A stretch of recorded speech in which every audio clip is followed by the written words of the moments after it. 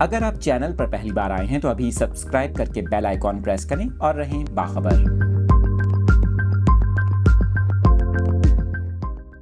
اور یہاں پر آپ کو افسوسناک خبر دیں، چیچا وطنی کے قریب کوئٹہ سے پشاور جانے والی جعفر ایکسپریس میں دھماکہ ہوا ہے۔ ریلوے ذرائع کے مطابق جعفر ایکسپریس میں دھماکے سے ایک خاتون جاں بحق جبکہ 4 مسافر زخمی ہو گئے۔ ریلوے ذرائع کا یہ کہنا ہے کہ دھماکہ اکانومی کلاس کی بوگی نمبر 6 میں ہوا، جبکہ واقعے میں زخمی ہونے والے افراد کو ہسپتال منتقل کر دیا گیا۔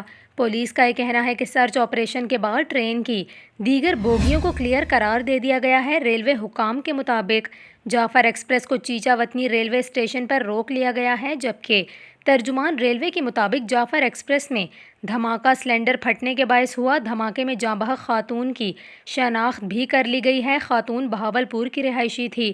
پولیس کا یہ بھی کہنا ہے کہ بوگی کے شیشے توڑ کر جاں بحق اور زخمی افراد کو نکالا گیا۔